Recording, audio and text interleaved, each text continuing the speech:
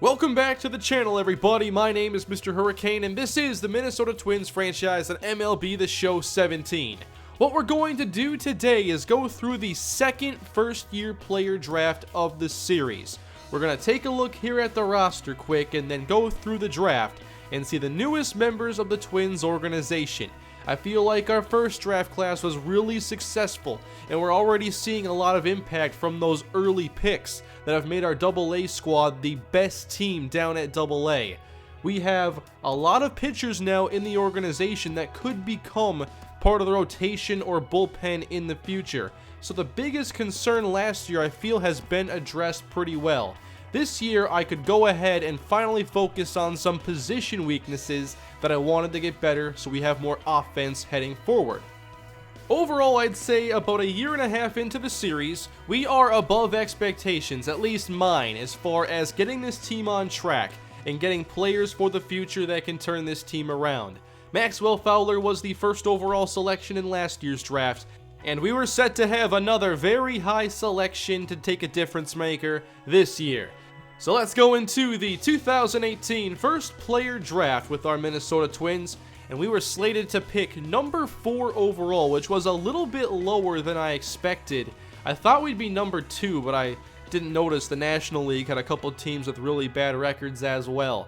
I had 3 players written down I wanted to take in this spot. One of them was taken number 1 overall, and that's Trey Corley, the starting pitcher.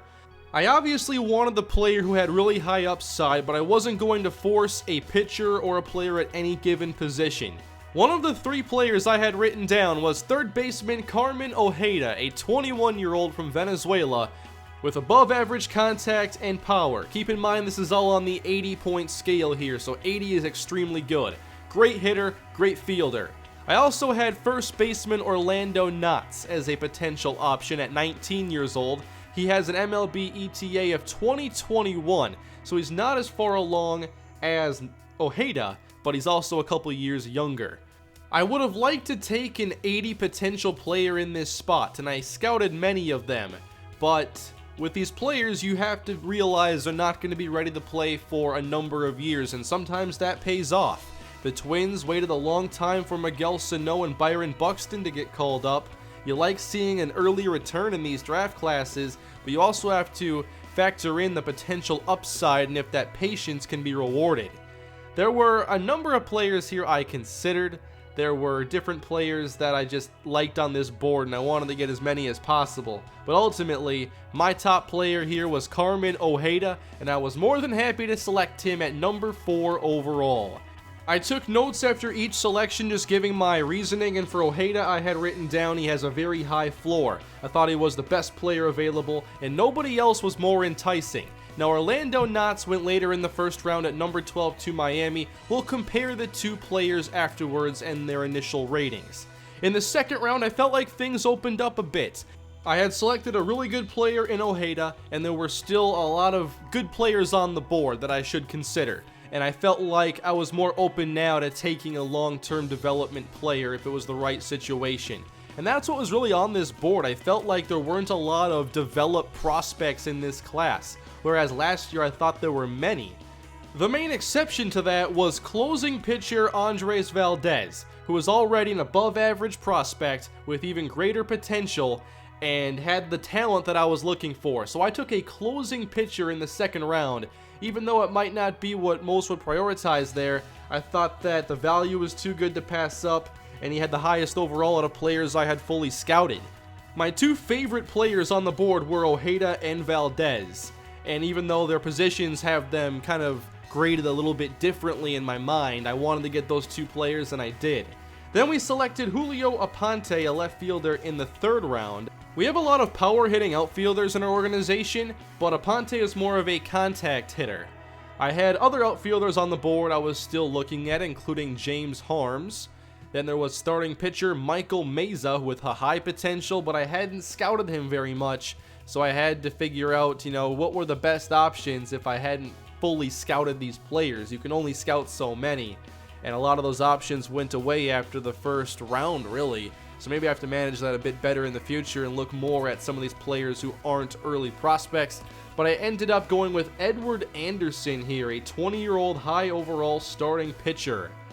In the 5th round, I saw Ty Gonzalez here. I liked that the MLB ETA was early and his overall and potential were high, but at this point I just basically had to go off of those ratings. These players weren't fully scouted anymore, so I took Ty Gonzalez. Then in the 6th round we go back to the outfield, and this is Edgar Cruz, who's very fast. He's left-handed and 21.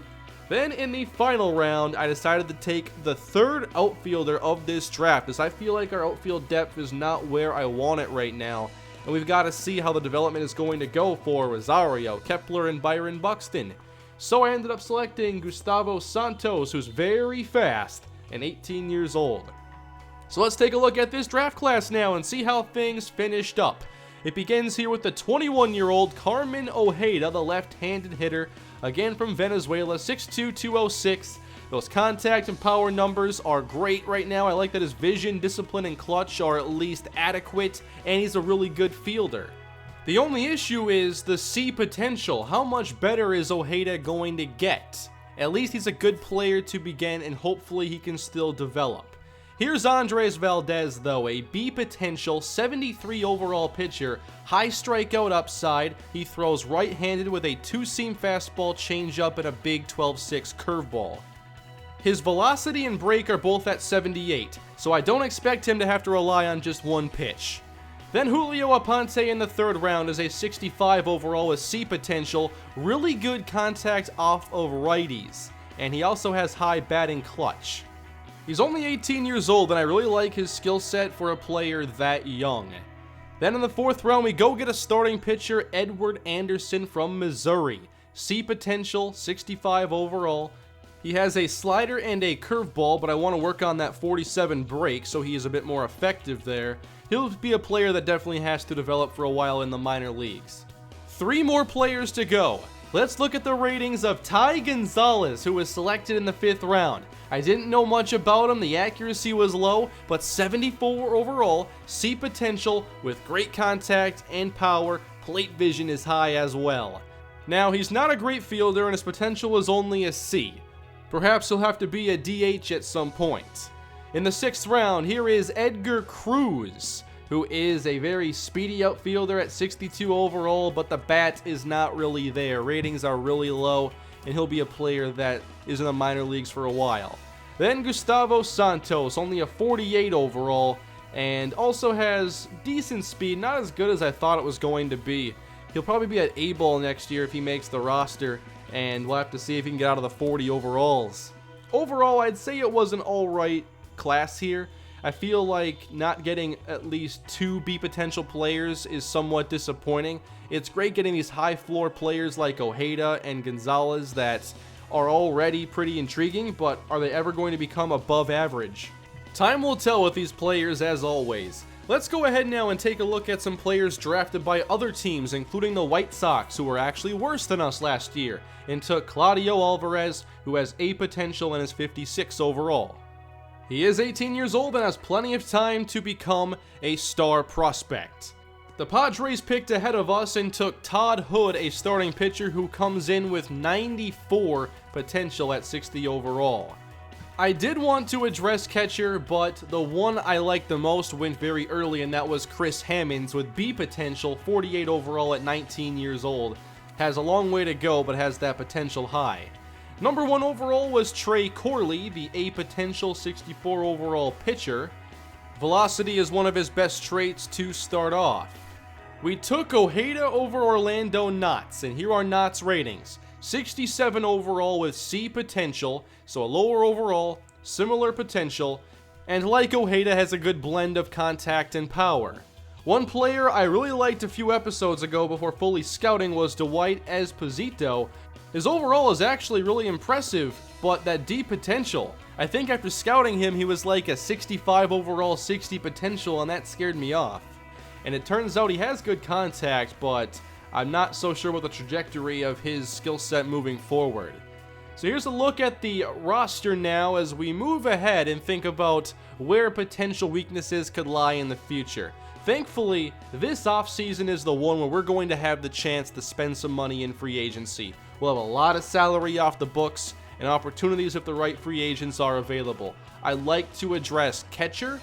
I'd still like to work on the bullpen a little bit, and perhaps a high contact, high average kind of player that can complement this power that we have, even though the power has not really been on display so far in Season 2. Moving forward, I believe the Twins have enough pitching talent in the organization to figure out what the rotation is going to look like. We've seen Fernando Romero and Steven Gonzalez get their chance at the majors. Yadier Alvarez has now joined them. Jose Barrios down at AAA has high upside. Then at AA you have Maxwell Fowler, Gary Tadano, and Adalberto Mejia. Potentially, one or more of those players could become options for us to trade if we have to address other weaknesses.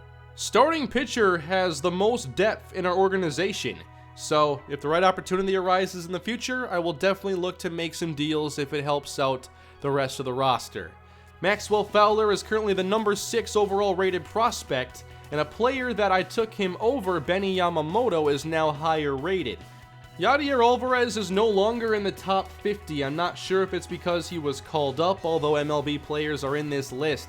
Maybe he fell out of the top 50. But Nick Gordon is still there as our highest potential position player, and he is the 28th ranked prospect in Major League Baseball. I had to sim a couple games to get to the draft today, and we took care of a couple games here against the Yankees. So the Twins are 30-28 now, getting a couple wins here on the road. Steven Gonzalez, 8 innings, 10 strikeouts against the Yankees. That is really impressive for our young pitcher. And then we follow it up with a 6-1 victory. Miguel Sano and Joe Mauer go yard, and we get 4 good innings of relief with only 2 hits allowed from Jake Reed and Tom Wilhelmsen. The Twins are currently in 3rd place in the American League Central, but things are still very tight. The Red Wings are tied for 1st place in their division.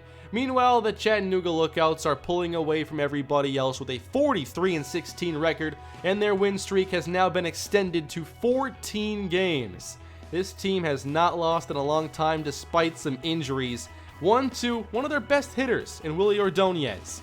That just shows how much promise we have down at AA and how much we should be excited for the future of this team. One more thing I wanted to add. Carmen Ojeda had the highest overall of any player taken in the 1st round. Not the highest potential though, which is what matters when we're looking back here in a couple years. And I forget about this sometimes, but the potential is not just about the letter. Not all C potentials are the same, for instance. So Ojeda has 78, Gonzalez has 79, and Cruz has 78. So they're very close to what we call B potential, so perhaps their potential is still high enough, and this can turn out to be a great class.